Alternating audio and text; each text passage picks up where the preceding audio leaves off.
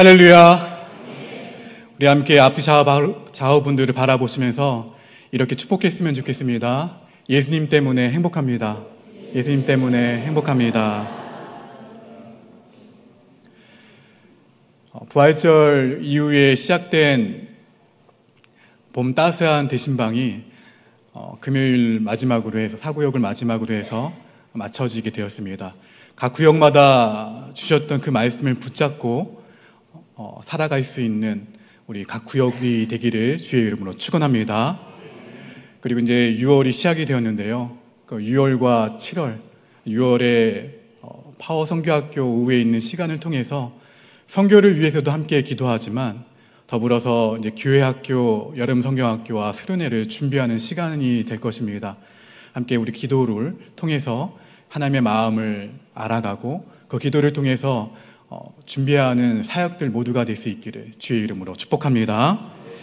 저와 함께 매주일 오전에 요즘 다윗에 대해서 묵상하시면서 사실 이 시간이, 주일 오전 이 시간이 여러분의 삶을 돌아볼 수 있는 시간이 되었으면 좋겠습니다. 여러분이 지금 어떠한 상황 가운데 처해 있든지 이 모든 것은 하나의 과정일 뿐이에요. 하나의 과정일 뿐이고, 때로는 우리가 골리앗을 이겼다고 너무 좋아하지 말고, 그리고 광야에 있다고 해서 너무 슬퍼하지 마시기를 바랍니다. 그 가운데 있는 무엇을 바라보셔야 되냐면 하나님의 역사를 바라보실 수 있어야 됩니다. 초신자분들은 하나님이 살아계신 증거를 굉장히 많이 경험하는 것을 볼 수가 있어요. 이유는 초신자분들이 지칠 때마다 하나님이 강하게 붙드시는 그 증거를 보고 옛사람으로 돌아가지 못하게 하시려는 거예요. 그 많은 증거들을 보여주시죠. 모태신앙으로 신앙생활을 해온 분들에게는 중간중간 때마다 하나님의 그 임하시는 그 은혜를 묵상하게 하세요. 이미 환경과 여건이 믿음의 울타리 안에 있기 때문에 나름대로 건강한 신앙생활을 하는 모습을 볼 수가 있습니다. 그렇다면 다윗은 어땠을까요? 다윗을 목동에서 이스라엘의 왕으로 세워가시는 과정은 기다림이라는 그 시간이 굉장히 길었습니다.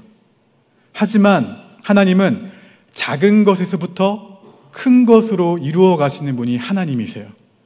하나님은 다윗이 이스라엘 통일 왕국의 왕이 될 때까지 무려 20년 동안 다윗에게 필요한 것을 주셨다가 거두어 가시고 다시 주셨다가 거두어 가시는 모습을 반복하시면서 누구만 의지하게 하셨어요?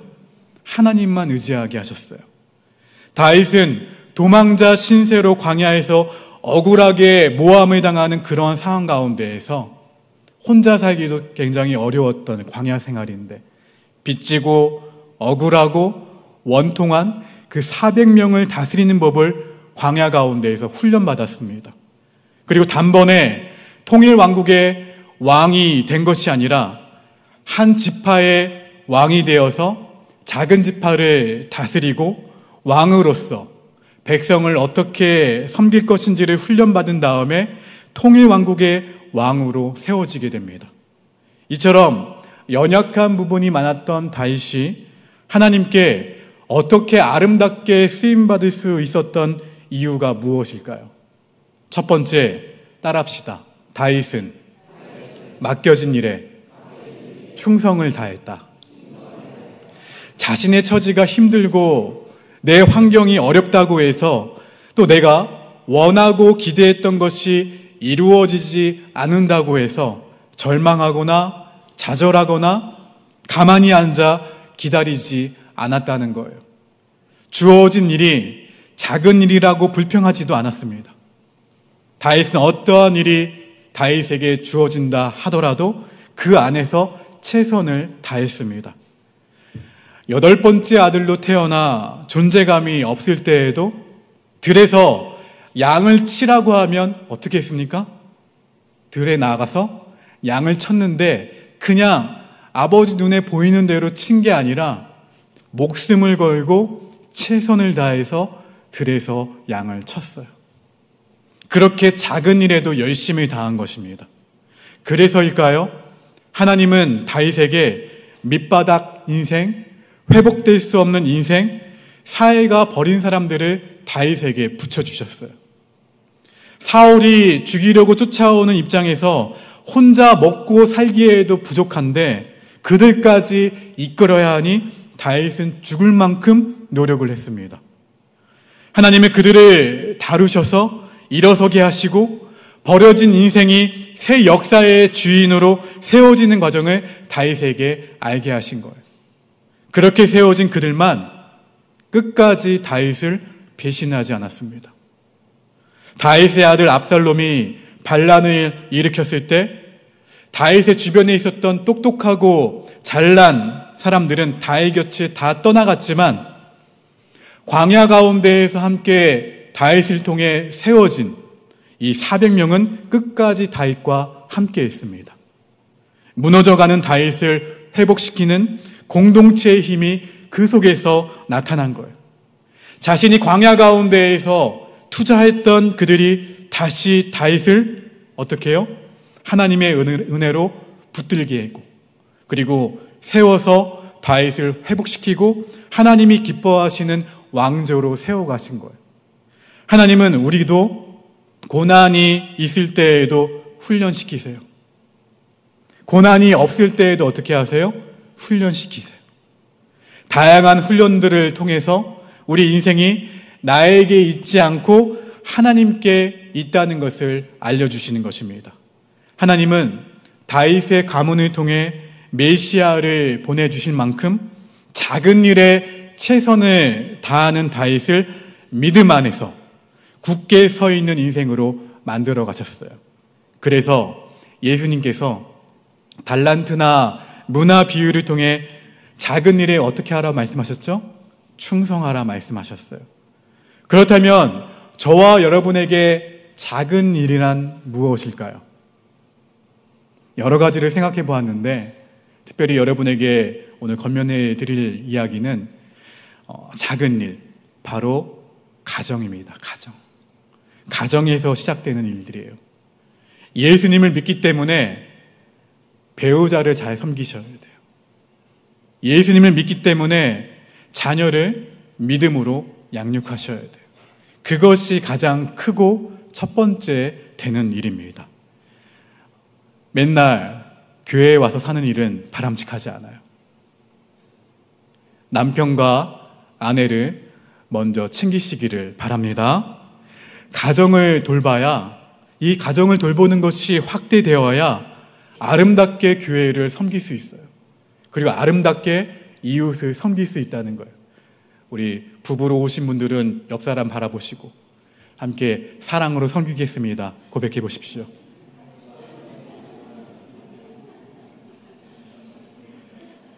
그리고 배우자뿐만 아니라 자녀들도 섬기셔야 돼요. 그렇게. 여러분, 두 번째 따라합시다. 다윗은 하나님의 말씀에 순종하면서 창조적으로 기다렸다. 어떻게 기다렸다고요? 그냥 기다린 것이 아니라 창조적으로 기다렸다는 것이 중요해요. 하나님의 뜻이 이루어져야 삶의 변화가 찾아오는데 변화가 오기 전까지 다윗은 수동적인 태도로 나서지 않았다는 거예요. 그냥 막연하게 기다리지 않았습니다. 다윗은 어떻게 이 기다림의 시간을 준비해야 될지를 찾아갔어요. 하나님이 이스라엘 중심으로 가서 왕이 되어라 이렇게 주신 말씀이 아니라 어떻게 말씀하셨죠? 지난주에 헤브론으로 올라가라. 너는 유다 지파의 작은 지파의 왕으로서 지내는 것이 필요하다 말씀하셨을 때 다윗은 그 말씀에 순종했습니다. 그리고 12지파 가운데 한 지파, 그 유다 지파의 왕으로 섬기면서 하나님이 통일 왕국의 왕으로 세우실 때까지 기다렸어요. 가만히 앉아서 절망하고 낙심하고 있었던 것이 아니라 왕으로 세워져 더 큰 일을 맡을 때까지 하나님 앞에서 할 수 있는 일을 찾아서 최선을 다해 움직였던 거예요.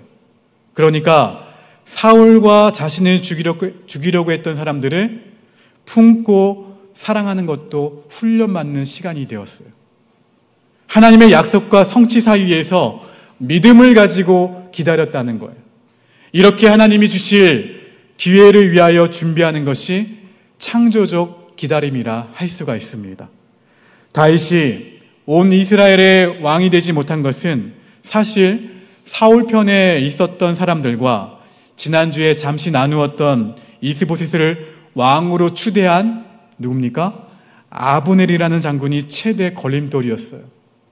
그러나 다윗은 그 사람들 때문에 이스라엘 전체의 왕이 되지 못하는 것이라고 여기지 않고 오히려 그 사람들을 어떻게 했습니까? 품었어요. 이유는 이겁니다.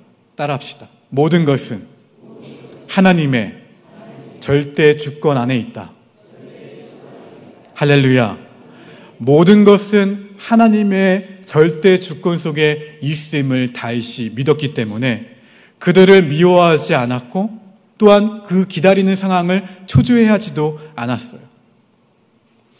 하나님이 세우실 때 쓰임받을 준비를 하면서 다윗은 그렇게 창조적으로 기다린 거예요.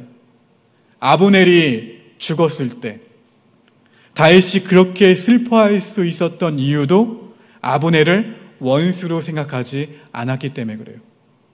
절대 주권이 하나님께 있다는 그 믿음이 있으니까 다윗은 굉장히 마음에 여유가 있었습니다. 누가 주신 여유예요? 하나님이 주신 여유예요. 그리고 하나님이 주신 그 기다림의 의미를 깨닫게 됩니다. 사랑하는 성도 여러분, 여러분 가운데 아마 끝없는 기다림 가운데 자포자기하는 분들도 있을 수도 있어요. 하지만 그렇게 하면 나만 손해입니다. 주어진 삶의 자리에서 다윗처럼 최선을 다해야 합니다. 아들을 내주시면서 우리를 살리신 그 하나님이 우리의 삶을 내버려 두지 않으시기 때문에 그래요. 여러분, 기다림 속에서 하나님이 주신 일들을 우리가 열심히 다할 때에 그것이 결국에는 하나님이 세워주시는 자리를 더 빛나게 할 것입니다. 하나님의 때를 기다리며 사랑하며 기도하며 기다릴 수 있는 저와 여러분 모두가 되시기를 주의 이름으로 축원합니다. 그중 기도의 준비가 가장 중요해요. 기도는 유효기간이 있나요, 없나요? 없어요. 기도한 것은 다 쌓입니다. 차곡차곡 쌓여요. 다음 주부터 있을 파워 선교학교도 왜 그 선교사님들을 초대하거나 영상을 보면서 우리가 기도하게 될까요? 선교의 주체는 하나님이세요. 그 하나님께 모든 것을 맡기며 나아갈 때 선교의 승패는 달려있기 때문에 그래요. 여러분, 그 기도는 쌓이게 되고 그 기도의 질과 영이 다 차야 돼요. 왜 우리가 6개월 동안 태신자를 위해서 기도할까요? 그냥 당장 달려가서 다음 주라도 데리고 나올 수 있는데 왜 그럴까요? 그 기도가 쌓여야만 하나님이 반드시 그 영혼을 향한 역사하심이 있기 때문에 그래요. 그때부터 하나님이 응답의 역사를 베푸시기 시작하십니다. 하나님의 역사는 우리가 문제를 푸는 것이 아니에요. 우리가 하나님과 더 가까워지는 것, 더 가까워지고 섬기는 사람이 되는 것에 그 목적이 있음을 기억하시기를 주의 이름으로 축원합니다. 세 번째, 따라합시다. 다윗은 예루살렘을 향해 도전했다. 무슨 말입니까? 오늘 본문을 보게 되면 마침내 12지파 사람들이 와서 다윗을 왕으로 세웁니다. 그래서 다윗은 이스라엘 전체의 왕이 돼요. 그때 다윗이 기도합니다. 하나님, 제가 왕으로서 이 나라를 잘 다스리려면 어떻게 해야 합니까? 그때 다윗은 이렇게 생각을 했습니다. 유대 땅도 아니고 이스라엘 땅도 아닌 중간 지대이자 중심에서 이스라엘을 다스리면 더 하나님을 잘 섬기고 백성들을 잘 섬길 수 있겠다. 그리고 하나님 맡기신 일을 잘 감당해야겠다 생각하고 어느 한쪽이 소외감을 느끼지 않도록 그렇게 찾은 중간 지대가 바로 예루살렘이었어요. 근데 불행하게도 예루살렘은 한 번도 이스라엘 백성이 점령하지 못한 곳이었어요. 그곳에 여부스 족속이 워낙 강하고 예루살렘 성이 천연 요새로 되어 있어서 점령을 당하지 않았던 거예요. 그래서 여부스 족속은 뭐라고 다윗에게 비난하고 놀립니까? 우리의 성이 장애인이 나가서 막아도 다윗을 이긴다고 할 정도로 자신감이 넘쳐났어요. 그러나 다윗은 통일 왕국을 잘 다스리기 위해서는 예루살렘 성이 반드시 필요하다고 생각했기 때문에 하나님께 먼저 기도합니다. 그리고 행동에 옮기게 되죠. 예루살렘 성은 높은 곳에 있었기 때문에 물을 끌어올리는 관이 있었어요. 다윗은 그 수도관을 타고 성에 올라가게 됩니다. 아무도 그 생각을 하지 못했었는데 다윗은 그 방법을 통해서 그 예루살렘 성을 쉽게 점령할 수가 있었어요. 10여 년 동안 산과 골짜기를 누비면서 숨을 곳을 찾아다니고 위장했던 다윗만이 볼 수 있었던 부분이었습니다. 그래서 점령할 수 없다는 그곳 예루살렘을 점령합니다. 다윗은 하나님의 나라를 위해 그곳이 반드시 필요했기 때문에 하나님께 목적을 두었어요.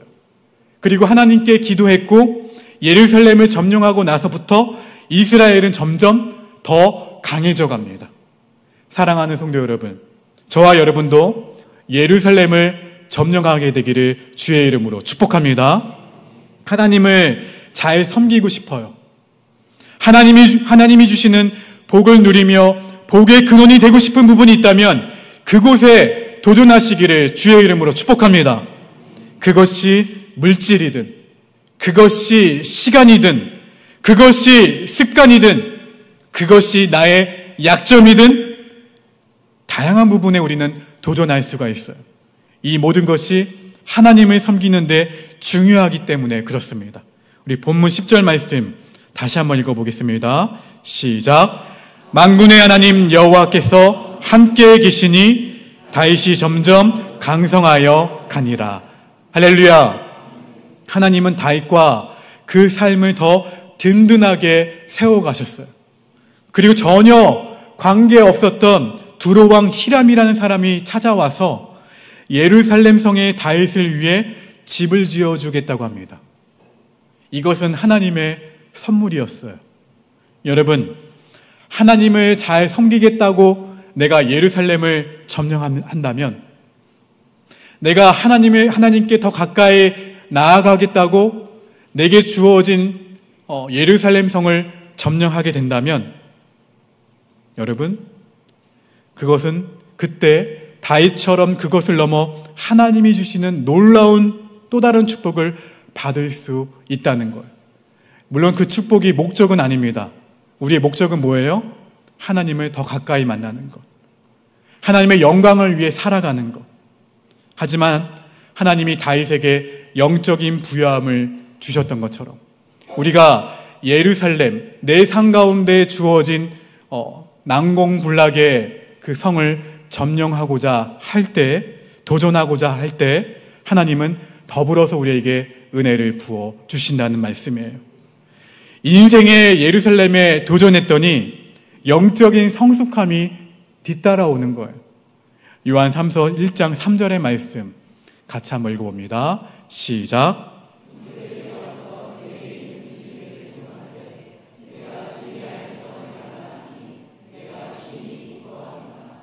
여러분, 사랑하는 자여 내 영혼이 잘된 같이 내가 범사에 잘되고 강건하기를 내가 간구하노라. 이 말씀 아시죠? 그쵸? 근데 순서가 어때요? 범사에 잘되려면 내 영혼이 잘된 가치가 먼저예요. 무슨 말입니까? 나는 저 예루살렘 성만 있으면 되는 데가 아니에요. 내가 주님을 위해서 저 예루살렘을 점령하면 하나님의 영광을 위해서 내가 쓰임받을 수 있을 텐데가 먼저예요. 그러면서 먼저 기도를 하는 것이죠. 가정을 놓고 기도할 때도 마찬가지예요. 내 자녀가 출세하고 그게 목적이 아니에요. 뭡니까? 내 자녀가 너의 삶의 참 주인이신, 너의 삶의 모든 것을 맡긴다. 이것이 가장 먼저예요. 그리고 내 자녀가 하나님의 영광을 위해서 공부하고, 하나님의 영광을 위해서 운동하고, 하나님의 영광을 위해서 친구를 만나고, 하나님의 영광을 위해서 직장 생활을 하고, 하나님의 영광을 위해서 결혼을 하고, 하나님의 영광을 위해서 살아가는 것이 목적이 되어야 된다는 거예요. 여러분, 당연히 우리 삶에는 하나님이 주신, 덤으로 주신 축복들이 있어요. 하나님을 더 잘 섬기기 위해 하나님의 말씀과 명령을 잘 따르겠다는 결심을 갖고 우리가 지킬 때에 기쁘게 하나님이 주시는, 덤으로 주시는 복입니다. 여러분, 먼저 다윗처럼 작은 일에 충성하게 되기를 주의 이름으로 축원합니다. 나에게 주어진 일이 작고 보잘것 없다고 생각하지 말고 내가 받은 역량 가운데에서 최선을 다하시기 바랍니다. 그리고 다윗처럼 창조적으로 기다리세요. 내가 할 수 있는 것이 없다고 생각하지 마시고 그 가운데에서 하나님이 나를 사용하실 때를 대비해 내가 무엇을 준비할까, 이런 마음으로 기다리는 거예요. 마지막으로 다윗처럼 여러분의 예루살렘에 도전하시기를 바랍니다. 하나님을 더 잘 섬기기 위해 예루살렘에 도전한 일은 힘들지만 그 일을 이룰 때에 하나님이 주시는 축복과 영적인 성숙함이 여러분 모두에게 주어질 것입니다. 이 모든 것이 다윗이 이스라엘 전체를 다스리는데 굉장히 중요한 기초가 된 것처럼 저와 여러분의 삶을 더 풍성하게 해주실 것을 믿습니다.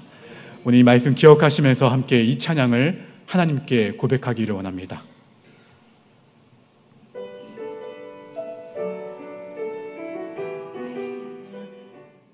두 손을 가슴에 얹겠습니다. 사랑하는 우리 교우들과 함께 오늘도 생명의 말씀을 나누었습니다.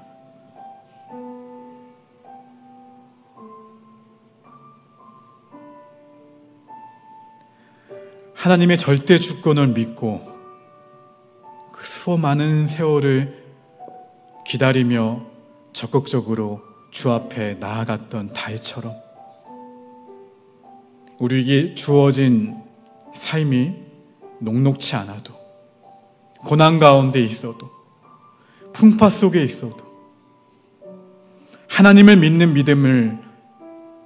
믿음이 흔들리지 않게 하시사 다윗처럼 하나님의 절대 주권을 믿고 오직 예수 그리스도로만 충만해져서 저러나 오르나 치우치지 않고 흔들리지 않는 우리 믿음의 권속들 모두가 되도록 인도하여 주시옵소서. 우리의 소망은 예수 그리스도께 있음을 기억하게 하시고 우리 오복교회 공동체 안에서 서로 그 그리스도의 사랑을 나눌 수 있는 축복이 있게 하여 주시옵소서. 우리 모두가 하나님의 축복을 나누는 축복의 통로임을 기억하도록 역사하여 주시옵소서. 사랑하는 교우들을 나사렛 예수 그리스도의 이름으로 한 주간의 삶으로 파송합니다. 세상 가운데 하나님의 주권을 믿음으로 넉넉히 승리하는 우리 모두가 되도록 역사하여 주시옵소서. 지혜와 명철과 하나님의 영광을 위해 살아갈 수 있도록 은상 가운의 축복을, 은혜 위에 은혜를 충만히 부어 주시옵소서.